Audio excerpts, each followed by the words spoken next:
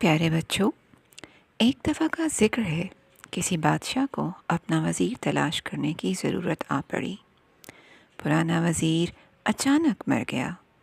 اس کے 3 نائب وزیر بھی تھے، انہی میں سے ایک کو وزیر اعظم بنانا تھا۔ تینوں عقل مند، وفادار، ہوشیار اور خدمت گزار تھے۔ ان میں سے ہر ایک نے بڑھ چڑھ کر بادشاہ کی خدمت کی تھی۔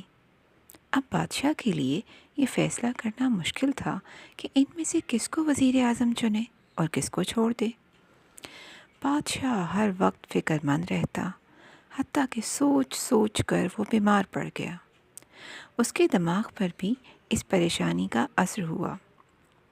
اسے باتیں بھولنے لگیں، بھوک کم ہو گئی، راتوں کی نیند اڑ گئی۔ لوگ جب کوئی بات کہتے تو لگتا جیسے یا تو اسے کچھ سمجھ میں نہیں آ رہا یا سنائی نہیں دے رہا۔ غرض وزیر کے چناؤ کے مسئلے نے اسے پاگل سا کر دیا۔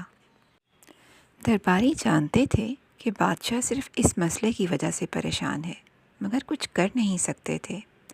بادشاہ کو اداس دیکھ کر سب کے دل دکھتے تھے۔ آخر ایک دن انہوں نے فیصلہ کیا کہ کسی نہ کسی طرح بادشاہ کو دریا کے کنارے پکنک منانے پر رضامند کر لیا جائے۔ ممکن ہے کھلی فضا اور دریا کے نظارے سے بادشاہ کی طبیعت بہل جائے۔ دربار کے کاموں اور ملکی مسائل سے کچھ دیر کے لیے نجات پا کر بادشاہ کو یقیناً خوشی ہوگی۔ لہٰذا بادشاہ کو سمجھا بجھا کر پکنک منانے پر رضامند کر لیا گیا اور پروگرام کے لیے دن بھی مقرر ہو گیا۔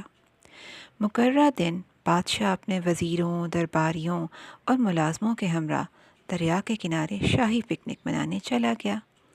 درباریوں نے بادشاہ کی تفریح کے لیے کھانے پینے کے علاوہ کھیل اور تماشے کا اہتمام بھی کیا تھا۔ جس کا جی چاہے نہائے اور دریا میں تیراکی کرے۔ دن نہایت خوبصورت تھا۔ پکنک پر آیا ہوا ہر شخص تفریح کے موڈ میں تھا۔ تمام انتظامات مکمل تھے۔ اچھے لوگ ساتھ تھے۔